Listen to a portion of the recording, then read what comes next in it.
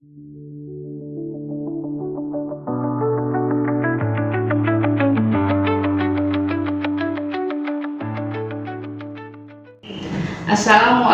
warahmatullahi wabarakatuh. Selamat pagi, salam sejahtera untuk kita semua.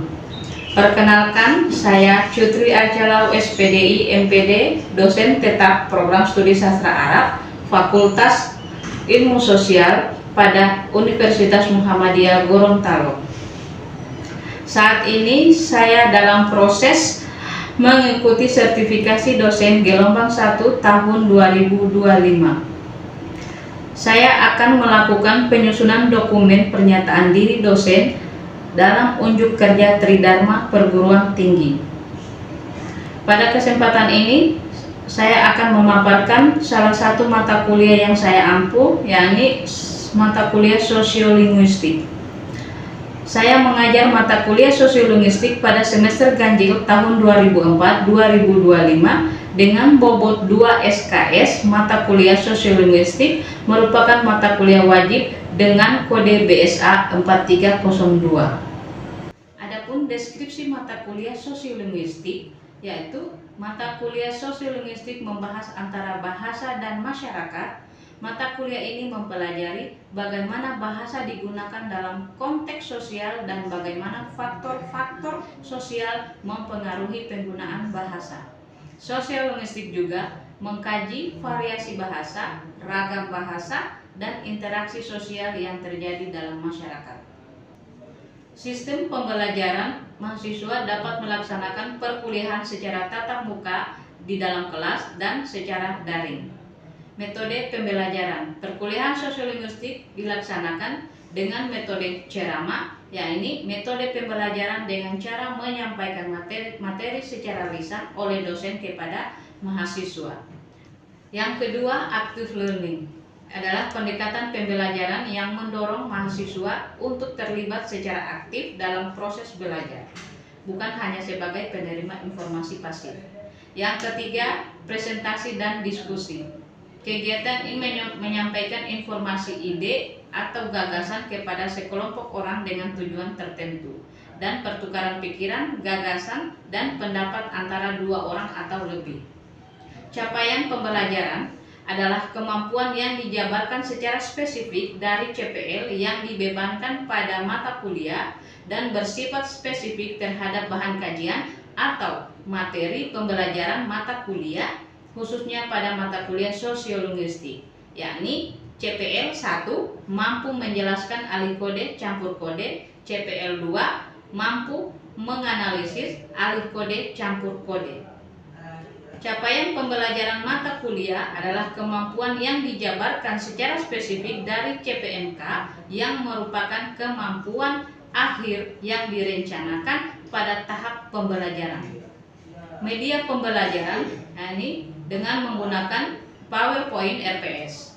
Materi pembelajaran, adapun materi pembelajaran pada mata kuliah Sosiolinguistik ini meliputi Sosiolinguistik, komunikasi bahasa, bahasa dan masyarakat, peristiwa tutur dan tidak tutur, variasi dan jenis bahasa, bilingualisme dan diglossia, alih kode, campur kode, interferensi dan integrasi, perubahan, pergeseran dan pemertahanan bahasa, perencanaan bahasa, pembakuan bahasa, pembelajaran bahasa, profil sosiolinguistik di Indonesia. Kriteria penilaian. Adapun kriteria penilaian pada mata kuliah Sosiolinguistik mencakup 4 komponen utama, yaitu keaktifan siswa, tugas, UTS, dan UAS. Baik, untuk tahapan berikutnya, mari kita simak video pembelajaran mata kuliah Sosiolinguistik. Assalamualaikum warahmatullahi wabarakatuh. Waalaikumsalam warahmatullahi wabarakatuh. Bismillahirrahmanirrahim. Alhamdulillahirabbil wa bihi nasta'in ala umuri dunya waddin. Wassalatu wassalamu ala asrofil anbiya'i wal mursalin wa ala alihi washabihi ajmain, amma ba'd. Baik, pada hari ini kita kembali tatap muka dengan melaksanakan perkuliahan. Ini perkuliahan dengan mata kuliah yang sama, yaitu mata kuliah Sosiolinguistik. Nah, sebelum kita mulai perkuliahan, kita berdoa dulu ya. yang dipimpin oleh siapa? Adik Rizky bisa? Ilham. Adik Ilham. Baiklah teman-teman, sebelum kita memulai perkuliahan hari ini, marilah kita berdoa. Berdoa dimulai.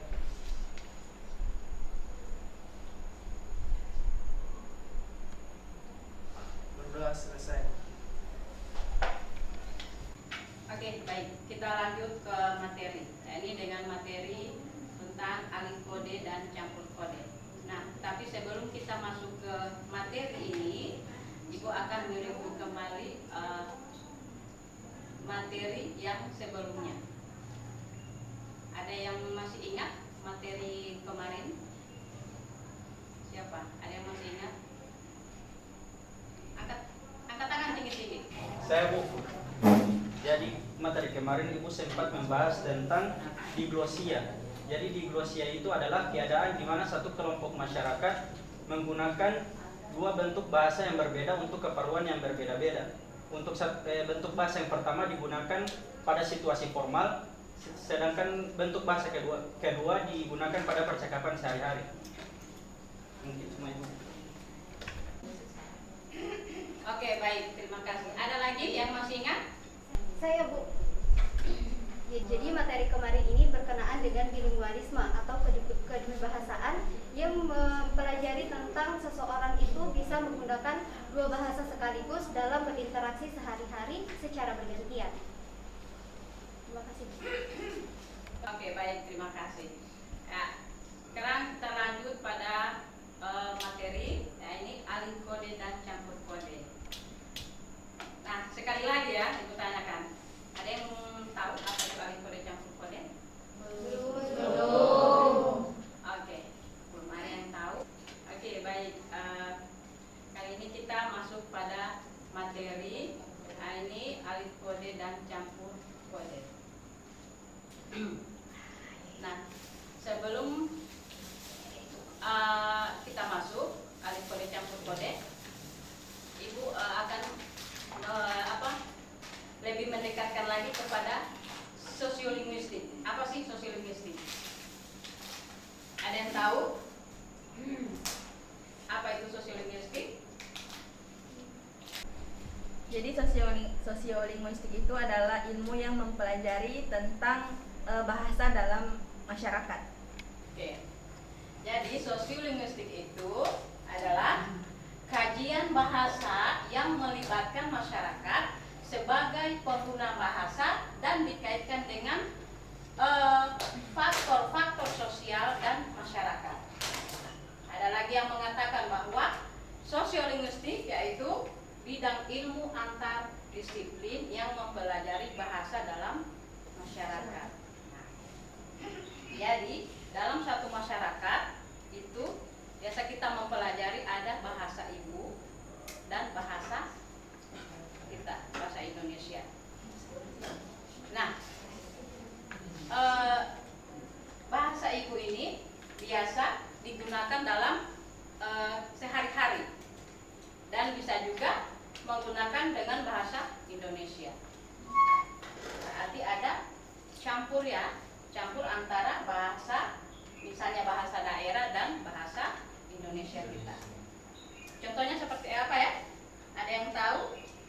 Contoh dari sosiolinguistik yang lebih dekat.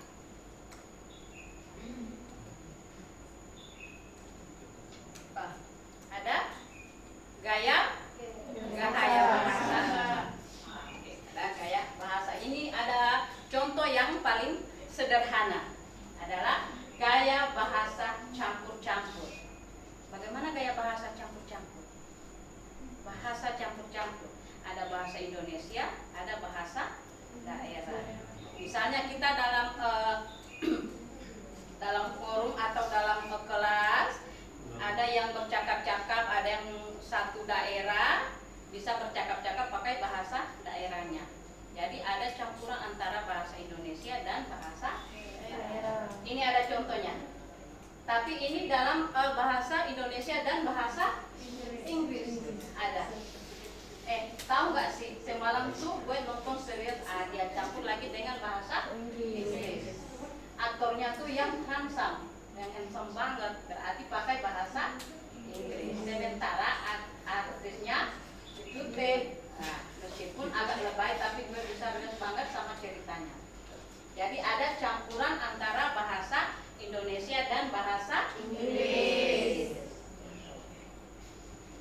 Sebelum masuk campur alikode dan campur kode, alikodenya apa? Ada yang tahu? Ada. Silakan. Berarti Ibu alikode itu peralihan pemakaian bahasa atau variasi bahasa. Iya, benar. Jadi alikode itu atau dia didefinisikan sebagai gejala peralihan atau peralihan pemakaian bahasa karena berubahnya situasi. Ada juga mengatakan bahwa pengertian yang paling umum mengenai alikode adalah penggunaan dua ragam atau variasi bahasa dalam percakapan yang sama. Nah, ini peralihan pemakaian bahasa karena berubah situasi. Nah, ada yang berbahasa daerah, ada juga yang berbahasa Indonesia. Di saat kita berbahasa daerah, berarti ada juga tergantung situasi berubahnya bahasa daerah kita. Jadi bahasa apa? Bahasa Indonesia. Alikode. Alikode ini berbeda dengan peminjaman, pentransferan, dan interferensi. Jadi dia bukan peminjaman kata dari bahasa lain atau transferan. Kemudian konteks bukanlah satu-satunya faktor yang melatar belakangi penutur untuk melakukan alikode. Nyatanya identitas sosial, pendidikan, bahkan niatan khusus lainnya turut mendorong penutur untuk menerapkan pengalihan kode. Jadi biasanya kita kan pakai bahasa Indonesia, bisa jadi kita bisa menggunakan bahasa Inggris. Di dunia pendidikan juga, di dalam satu kampus kan biasa di kampus itu kan ada berbagai berbeda-beda orang ya, berbeda-beda latar belakang. Ada yang daerah sini, daerah misalnya orang Sunda atau orang Jawa gitu. Bahkan niatan khusus lainnya turut mendorong menurut untuk menerapkan pengalihan kode. Berarti dia tidak terbatas ya, tetap ada selalu itu menggunakan dua bahasa daerah.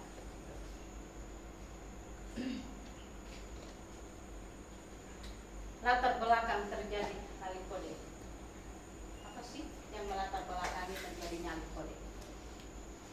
Nah, kita lihat.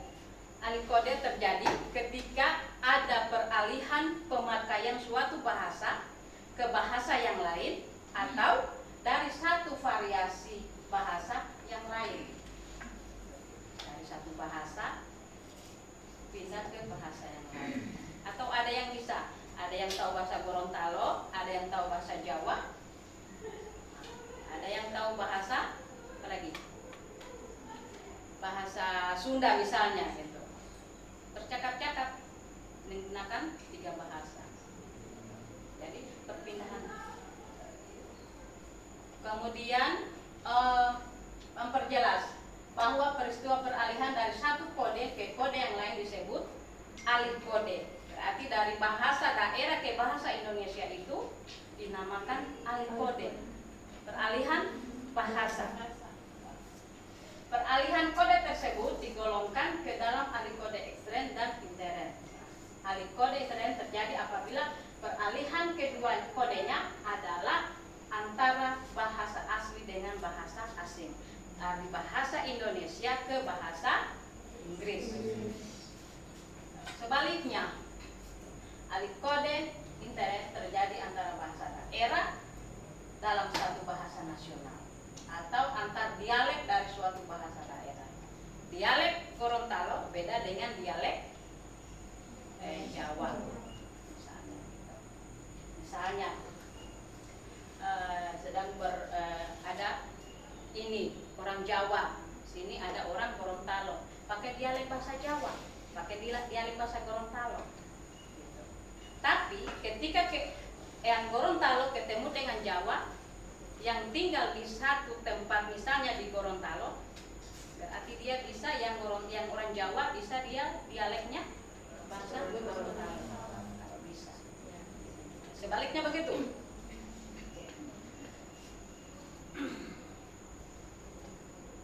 Oke, Ibu perlihatkan sedikit jelas ilustrasi kode. Ya. Nah, lebih jelas lagi apa sih ahli kode?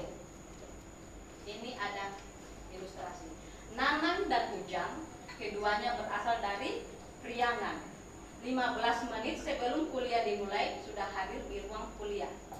Nah, jadi si Nanang dan Ujang ini orang Priangan ya. Keduanya terlibat dalam percakapan yang topiknya tak menentu dengan menggunakan bahasa Sunda.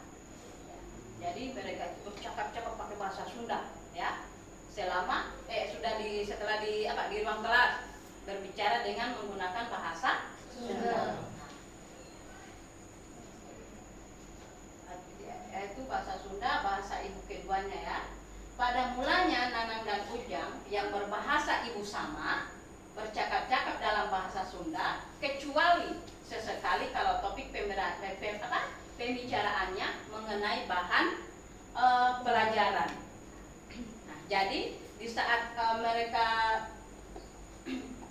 sinkron dengan bahan pembelajaran, berarti mereka menggunakan bahasa Indonesia, tidak lagi menggunakan bahasa mereka ini, bahasa Sunda ya.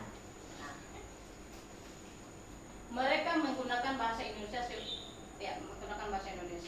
sewaktu Togar yang berasal dari Tapanuli itu masuk, maka Nanang dan Ujang mengubah bahasa mereka dari Sunda ke bahasa Indonesia, meskipun hanya bahasa ragam santai. Itu yang dinamakan ahli kode. Ya? Bisa dipahami? Ada yang belum paham? Kalau misalnya ada yang belum dipahami, silakan memberikan pertanyaan. Apakah paham atau ada pertanyaan lain? Dipersilakan. Izin bertanya, Bu.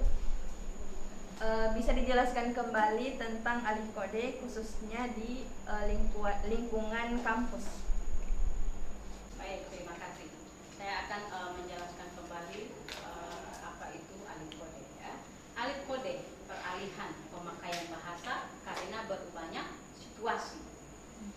Alih kode penggunaan dua ragam atau dua variasi bahasa. Misalnya ya, di dalam suatu kampus, dalam kelas ada Tinisa ketemu sama si Rizky ini yang satu kelas sama-sama orang Jawa. Nah, ada juga teman yang satunya si Ilham ini orang Gorontalo. Nah, di dalam kelas sambil menunggu dosen itu ya pastinya bercakap-cakap ya. Ada yang pokoknya macam-macam cerita apa saja. Nah, si Anissa dengan si Rizky ini bercakap-cakap menggunakan bahasa Jawa.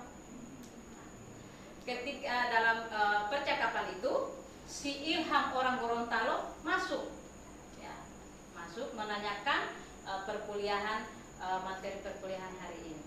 Nah, otomatis si Nisa dan si Rizky itu tidak lagi menggunakan bahasa Jawa. Mereka mengalihkan bahasa Jawa menjadi bahasa Indonesia.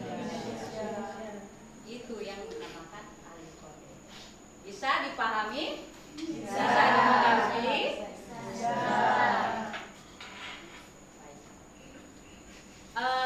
Sebelum Ibu lanjut ke campur kode, Ibu tanya, coba si Rizky, apa itu alih kode? Saya Bu, jadi alih kode penggunaan dua ragam bahasa.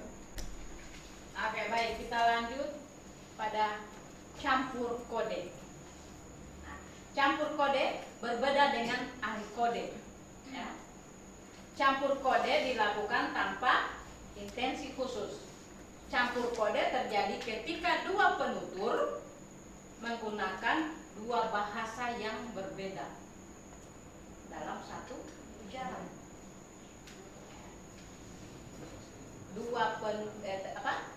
Dua penutur menggunakan dua bahasa yang berbeda dalam satu ujaran.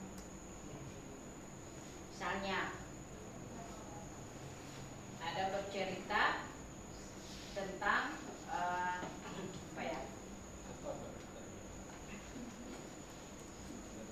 memakai bahasa Indonesia campur bahasa Jawa campur bahasa Sunda.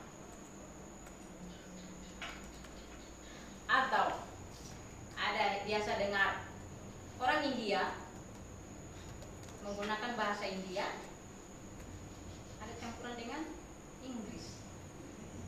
Ya? Ada kan? Ya. Dalam satu ujaran itu ada 2 kata atau 3 kata selip di situ, di dalam, misalnya di dalam bahasa Indonesia atau dalam bahasa Inggris terselip bahasa India. Ada 2 kata. Ya. Nah, kita lanjut.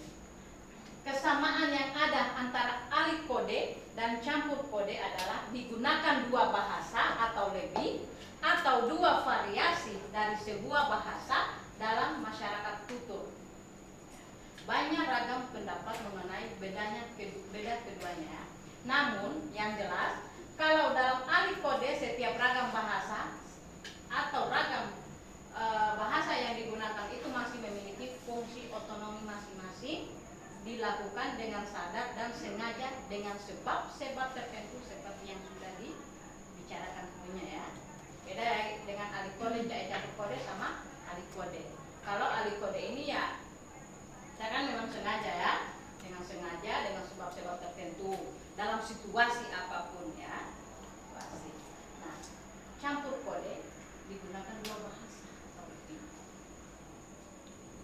Misalnya di Kamal dengan Tita Pasyapoli bercerita, bercakap-cakap, tapi dalam percakapan itu masuk dengan bahasa Indonesia, bahasa Inggris, bahasa Jawa. Ya.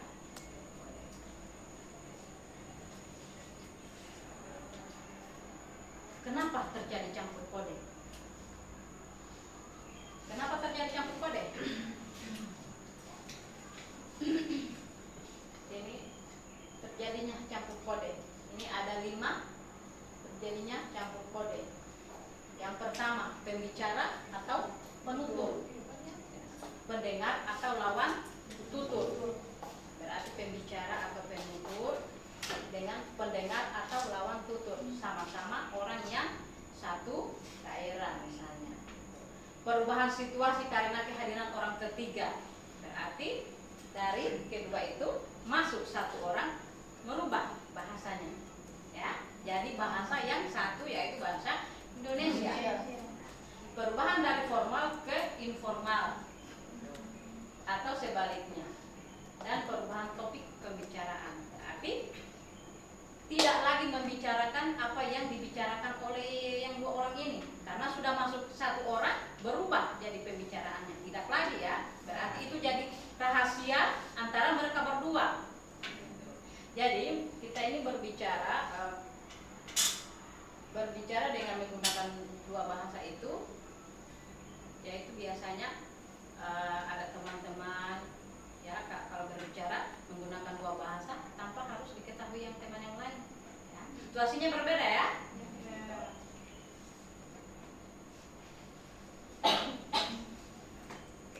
Bu kasih contoh campur kode. Ada penjual, ada pembeli. Penjual mengatakan, ayam mas, ayam. Dia tanya ayam. Pembeli, iya, piro sih sekilo. Ada kata si, iya, piro sih sekilo. Ada gabungan orang Jawa sama bukan Jawa, bukan si itu kan menggunakan bahasa yang apa sih? Piro sih sekilo? Iya, berapa sih 1 kilo? Penjual 25 mas, pan dipotong-potong. 25 mas, mau dipotong-potong. Ada kata pan. Berarti masuk lagi bahasa Jawa, masuk lagi dengan bahasa Indonesia. 25 mas, mau dipotong-potong.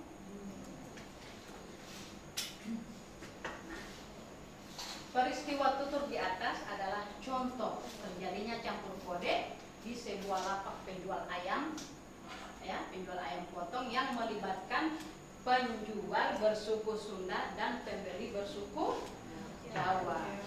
Pada percakapan tersebut, penjual mengalami peristiwa campur kode karena dalam tuturannya penjual menggunakan bahasa Indonesia tanpa disengaja mencampur dengan bahasa Jawa dialek Brebes. Ya.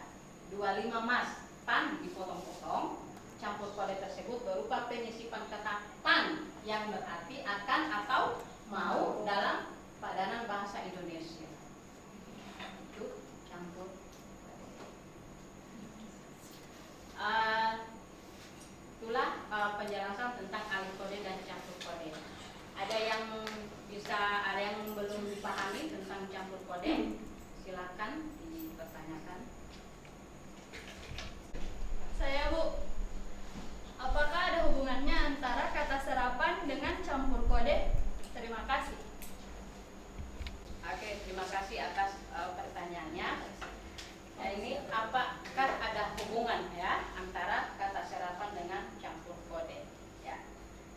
Kata serapan dengan campur kode tidak ada hubungannya ya. Kata serapan ini kata yang dipinjam dari bahasa lain. Kemudian sedikit banyaknya disesuaikan dengan kaidah dari bahasa sendiri. Kalau campur kode itu dua bahasa, ya, dua variasi atau dua ragam bahasa. Kalau kita mau minjam bahasa atau kata dari kata serapan tidak ada ya. Itu kalau dicampur kode itu hanya antara bahasa Indonesia, ada masuknya Jawa, ada masuknya Sunda. Tidak ada yang diserap. Oke. Masih ada lagi pertanyaan? Oke, kalau sudah tidak ada pertanyaan lagi, maka perkuliahan hari ini, materi hari ini kita cukupkan sampai di sini. Insya Allah kita ketemu minggu depan lagi dengan materi yang berbeda. Terima kasih. Assalamualaikum warahmatullahi wabarakatuh. Waalaikumsalam warahmatullahi wabarakatuh. Sekian video rekaman pembelajaran mata kuliah Sosiolinguistik pada program studi sastra Arab Fakultas Ilmu Sosial Universitas Muhammadiyah Gorontalo. Video ini digunakan sebagai salah satu syarat penyusunan dokumen pernyataan diri dosen dalam unjuk kerja Tridharma Perguruan Tinggi. Semoga menjadi pertimbangan baik dalam pengajuan sertifikasi dosen gelombang 1 tahun 2025. Terima kasih. Wassalamualaikum warahmatullahi wabarakatuh.